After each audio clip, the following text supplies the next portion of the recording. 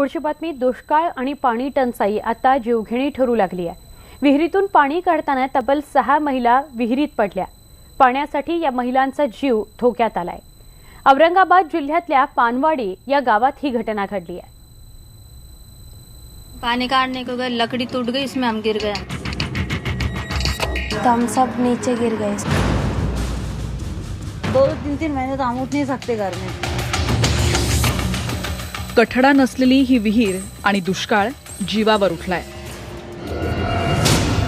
कारण याच विहिरीतून पाणी काढताना 6 महिला आत पडल्या। विहिरीवर असलेल्या लाकडावर उभ्या राहून या 6 जणी पाणी काढत होत्या। पण त्याच वेळी लाकूड तुटून या 6ही महिला लाकडासह विहिरीत पडल्या। त्यानंतर या महिलांसोबत आलेल्या एका मुलीनं धावपळत जाऊन गावात ही माहिती दिली, कारण या विहिरीपासून गाव 2 किलोमीटर अंतरावर होतं। गावातले नागरिक येईपर्यंत या महिला ज्या लाकडावरून पडल्या होत्या त्याच लाकडाचा आणि दोरीचा आधार घेऊन सुरक्षित राहिल्या। तासाभरात गावातले नागरिक आल्यानंतर या महिलांची सुटका होऊ शकली। दोर पकडून आणि जीव मुठीत धरून या महिला विहिरीच्या बाहेर आल्या। उस दिन पानी काटने को गए, लकड़ी टूट गई, इसमें हम गिर गए अंदर। फिर अंदर गिरने के बाद में अंदर गए, लकड़ी का सहारा पकड़ के किनारे पे आए, फिर रस्सी पकड़ के खड़े। जब तक गांव में के लोग आए, कोई बच्चे आए, उन्होंने कूदी मारे, फिर हमको निकाले ऊपर। किती औरत? 6 औरतें थी।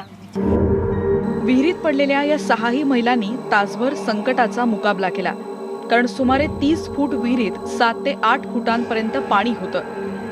विहिरीतून बाहेर काढल्यावर त्यांच्यावर उपचार करण्यात आले। या महिलांना आता घरीच सक्तीची विश्रांती घेण्याची वेळ आली आहे। पण पाण्यासाठीच्या या संघर्षामुळे त्यांचा रोजगार बुडतोय आणि म्हणून सरकारनं मदत करण्याची मागणी पुढे येते। सरकार को अब हमको पानी भी होना नहीं, हमारे दूध का भी कुछ इंतजाम होना।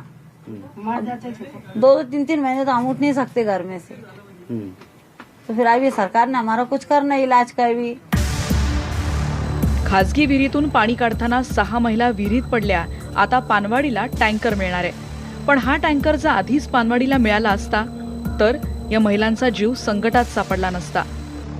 सरकार पाणी देतं, पण त्यासाठी मरावं लागतं किंवा जीव धोक्यात घालावा लागतो अशी स्थिती आहे। आणि ही स्थिती कधी बदलणार याचं उत्तर काही मिळत नाही। औरंगाबादहून सिद्धार्थ गोदामसह ब्युरो रिपोर्ट, न्यूज 18 लोकमत।